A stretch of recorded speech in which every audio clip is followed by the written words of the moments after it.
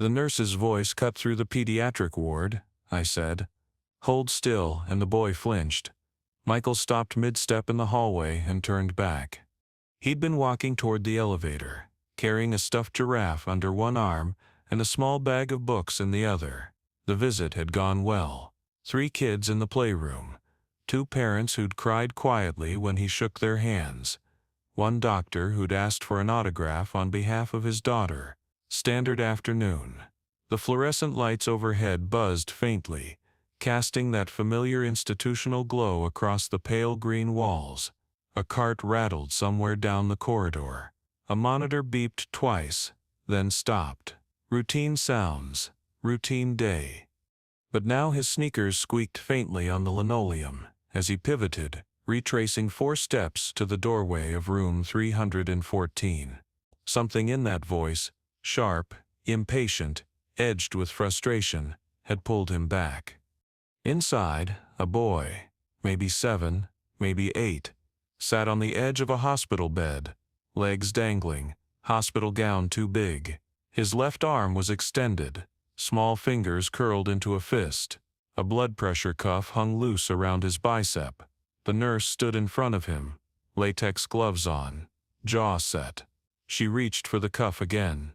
The boy pulled his arm back, just an inch. Not defiant, just afraid. "I need to take your pressure," she said. Flat, no warmth, no patience left in the syllables. "You're making this harder than it has to be." The boy said nothing. His eyes went to the window. Outside, a tree swayed in the breeze. The sky was pale blue, fading toward dusk.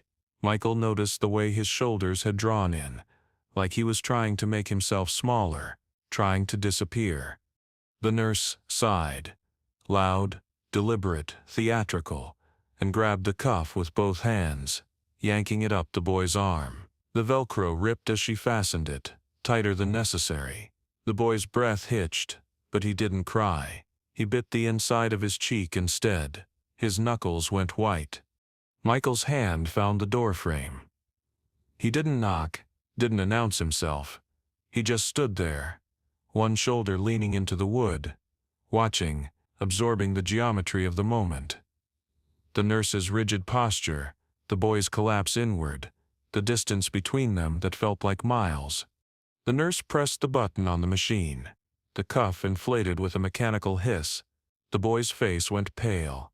The numbers on the screen climbed, 120, 130, 140, higher than they should have been for a kid that size. Michael's eyes flicked to the chart hanging on the wall. Patient, Marco L. age 8. Admitted observation post-seizure. Notes, anxious, non-compliant with standard procedures. Vitals unstable when distressed. The cuff released with a hiss. The nurse frowned at the reading, shook her head, then looked at the boy. "Your pressure's up again. You need to calm down," as if he could simply decide not to be scared. Marco said nothing. His hand rubbed the red mark the cuff had left on his pale skin. The imprint of the Velcro stood out like tiny rows of teeth. She wrote something on a clipboard, clicked her pen twice, a sharp, dismissive sound, then turned toward the door, and froze when she saw Michael standing there. Oh, her voice shifted, just slightly, softer, uncertain. "I didn't know you were still here." Michael didn't move. "I heard the reading was high." She blinked. "Yeah, he gets anxious. Makes everything harder."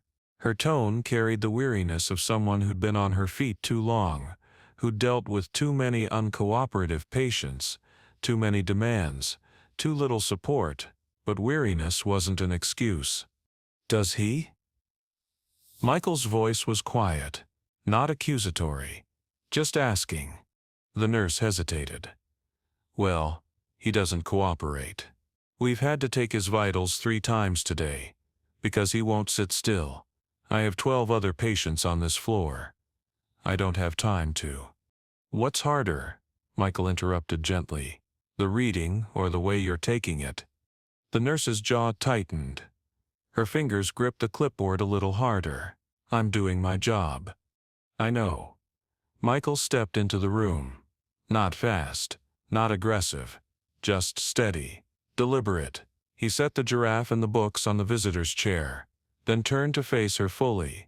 But he's scared. He's fine. His pressure's 142/88. Michael's voice stayed level, factual. That's not fine for an 8-year-old. That's fight or flight. She opened her mouth, then closed it. Looked at the chart. Looked back at Michael. Her cheeks flushed slightly. Are you a doctor now? No. He didn't smile. Didn't soften the truth. But I've been around enough kids to know when someone's frightened.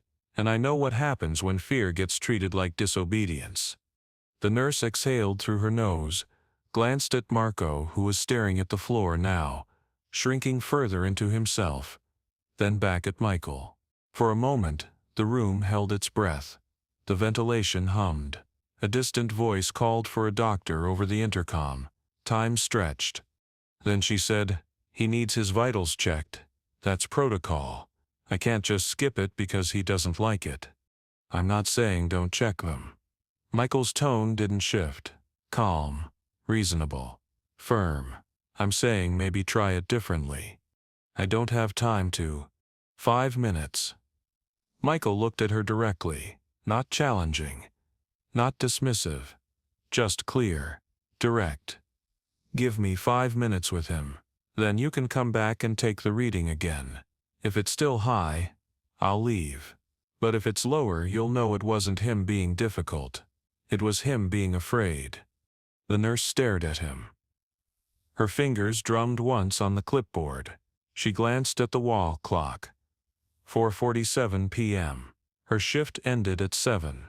She had medication rounds at 5, a post-op check at 5:30, a mother waiting for lab results. The list was endless. But something in Michael's eyes made her pause. Not celebrity, not charm, just certainty. Quiet, unshakable certainty that this mattered. 5 minutes, she said finally. That's it. She walked past him, out into the hallway, pulling the door halfway closed behind her. Her footsteps faded down the corridor. Michael waited until the sound disappeared entirely. Then he pulled the visitor's chair closer to the bed and sat down. Not on the bed. He didn't invade Marco's space, but close enough that the boy could see him without turning his head. Close enough to be present, but not overwhelming. For a long moment, neither of them spoke. The room hummed quietly. Ventilation, distant voices, the faint beep of a monitor 2 rooms down. The tree outside the window swayed again. A bird landed on a branch, then flew away. Finally, Michael said, "That cuff hurt?" Marco's eyes flicked toward him, then away. Cautious, testing. He nodded. Just once. "Yeah." Michael leaned back in the chair, hands resting on his knees, relaxed, non-threatening. "I don't like those things either." Marco looked at him now, fully, suspicious, like he was waiting for the trick. "You don't?" "Nope." Michael shook his head. "Every time they put one on me, I think it's gonna squeeze my arm off, and then they pump it up, and it just keeps getting tighter, and you're sitting there thinking, when is this thing gonna stop?" A flicker of something, maybe relief, maybe surprise, maybe recognition, crossed Marco's face. "I know." Michael paused. Let the silence sit. Then, "And when you're already scared, it feels even worse, doesn't it?" Marco nodded slowly. His shoulders relaxed a fraction of an inch. "What are you scared of?" Michael asked. Soft. No pressure. Marco looked at the giraffe on the chair. "I don't know." His voice was small. "Everything here. The machines. The needles. The way people look at me when I don't do what they want." He hesitated. "My mom cries sometimes when she thinks I'm asleep, and I had a seizure last week, and I don't remember it. But everyone keeps talking about it and looking at me like I'm gonna break."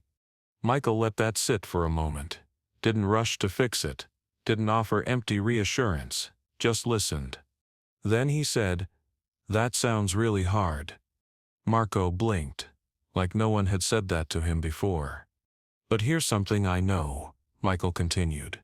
When you're scared, your body does things automatically. Your heart beats faster, your pressure goes up, your muscles get tight. It's not your fault, it's just your body trying to protect you. But the problem is, when the nurse sees those numbers, she thinks you're not cooperating.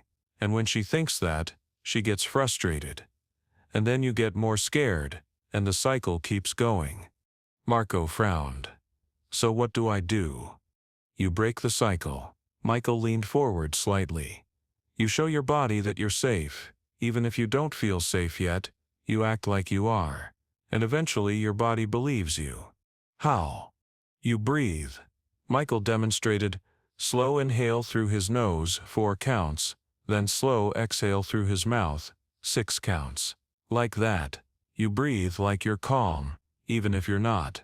And you look at something you like, not the machine, not her, something else.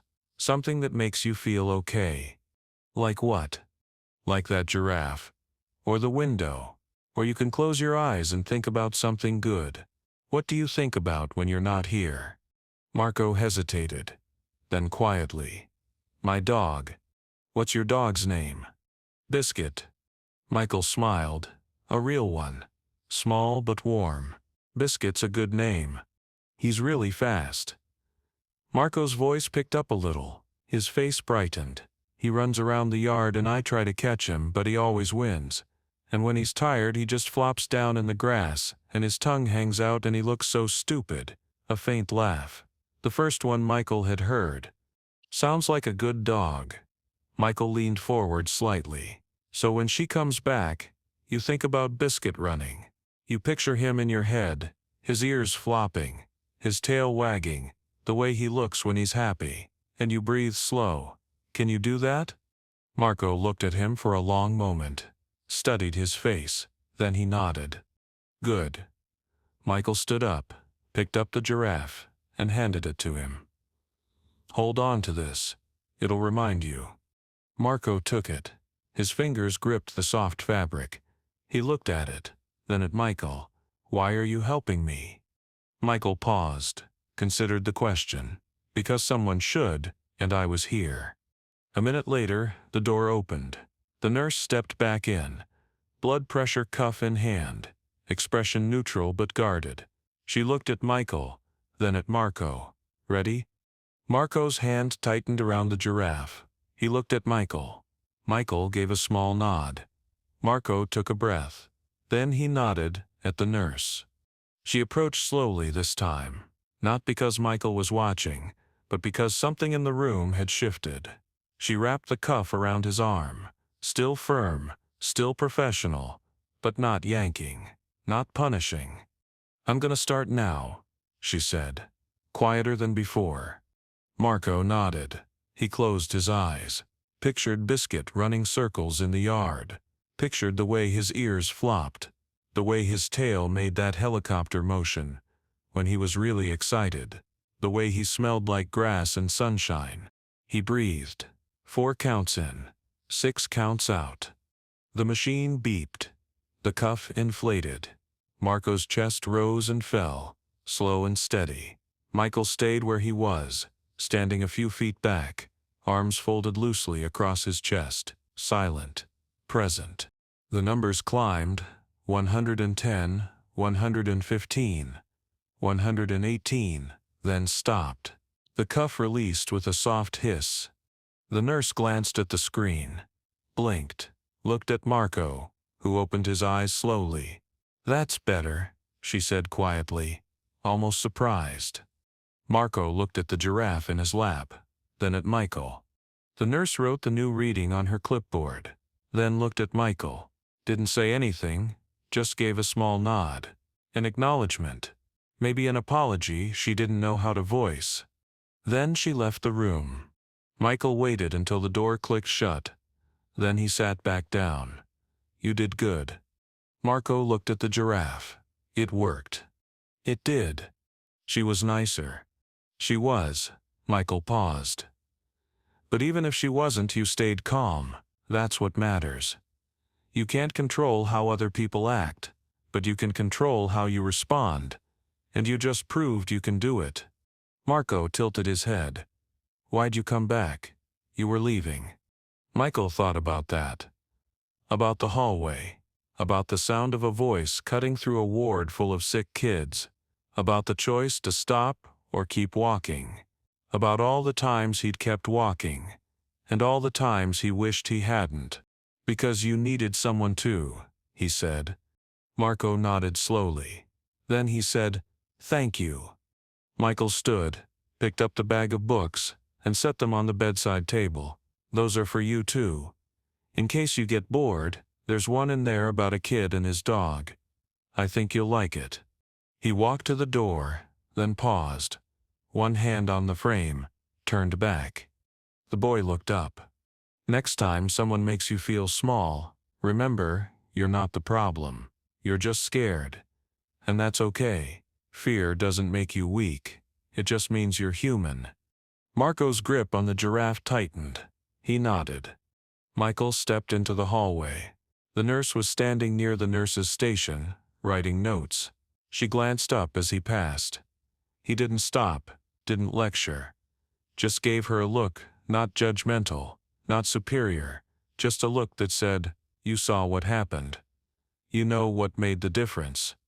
She looked back at her notes, but her pen had stopped moving. Michael walked to the elevator, pressed the button, and waited. The door slid open. He stepped inside, leaned against the back wall, and exhaled. Let the weight of the last 20 minutes settle. The door closed. The elevator descended with a faint hum. By the time he reached the ground floor, his phone had 3 missed calls and a text reminding him about a meeting in an hour. Another obligation. Another demand. He pocketed the phone, walked through the lobby, past the gift shop, past the volunteer desk, past a family huddled together near the entrance, and stepped outside into the late afternoon sun. Behind him, on the 3rd floor, Marco sat on his hospital bed, holding a giraffe, reading the first page of a book about a boy and his dog who went on adventures in the woods behind their house. And somewhere down the hall, a nurse paused mid-charting, staring at the blood pressure reading she'd just recorded, the lowest one all day. She clicked her pen, frowned, then wrote a single word in the notes section: cooperative. She didn't write the rest. Didn't write that someone had stood in the doorway and made her rethink the way she'd been moving through her shift. Didn't write that the boy had calmed down not because of protocol, but because someone had taken 5 minutes to care. Didn't write that she'd been so focused on efficiency, on getting through the day, that she'd forgotten the person in front of her was 8 years old and terrified. She just closed the chart and moved to the next room, but the pen felt heavier in her hand. Later that night, when her shift ended, and she sat in her car in the parking garage, staring at the steering wheel, she thought about the way the boy had closed his eyes and breathed. The way the reading had dropped 30 points. The way a man she'd only seen in magazines had quietly shown her something she'd forgotten, that compassion doesn't take more time, it just takes attention. She didn't know his number, didn't know how to reach him, but the next morning, when she walked back into the ward, she stopped outside room 314, knocked once, waited for Marco to say, "Come in." And when she entered, she smiled first. Not forced, not performative. Just genuine. "Hey Marco, how'd you sleep?" He looked up from his book, surprised. "Good." She set her clipboard down. "I'm gonna take your pressure now, but we can go slow, okay? And if it hurts, or if you need me to stop, just tell me." Marco looked at the giraffe sitting on his nightstand, looked back at her, nodded. She wrapped the cuff gently. Didn't rush, didn't sigh, just waited while he closed his eyes and pictured a dog running circles in a yard. The machine beeped. The reading came back normal, 112/74. She wrote it down, told him he was doing great, and left the room without another word. But as she walked down the hall, she felt lighter, like she'd remembered something she'd lost. And somewhere across the city, Michael sat in a studio, headphones on, recording a vocal track for a song about holding on when the world feels heavy. The engineer had called it a ballad. Michael just called it necessary. He didn't know that the boy in room 314 was already asking his mom when he could go home. Didn't know that the nurse had changed the way she spoke to the next 3 kids she saw that day. Didn't know that Marco's mom had cried again that morning, but this time from relief because her son had slept through the night without waking up scared. He just knew that when he'd stood in that doorway he'd had a choice: walk away or step in. Ignore it or do something. He'd stepped in. And sometimes, that's all it takes to shift the gravity of a room. One decision, one moment. One person choosing not to look past the small voice that says, "This isn't right." The track ended. The engineer's voice crackled through the talkback. "That was solid. You want to do another?" Michael pulled off his headphones, looked at the glass separating the booth from the control room, thought about a boy holding a giraffe, thought about the way fear looks when it finally lets go, thought about all the moments he'd walked past, and the ones he hadn't. "Yeah," he said, "one more." And he sang it again. Every word, every breath, every note, carrying the weight of a hallway choice that no one else would ever know about. No cameras, no press, no record, just a man, a boy, and a nurse who learned to pause. But it mattered. It always does.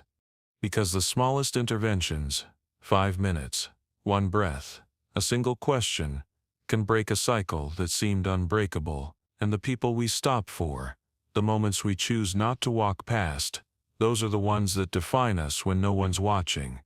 Michael sang the last note, let it fade into silence, then set the headphones down. Outside, the sun was setting. Inside, a boy named Marco was turning the page of a book, a giraffe tucked under his arm, breathing easy for the first time in days. And in a hospital parking garage, a nurse started her car and decided that tomorrow she'd try again. Try better. One choice. One hallway. One moment that rippled outward, in ways no one would ever fully see. But they'd feel it. And that was enough.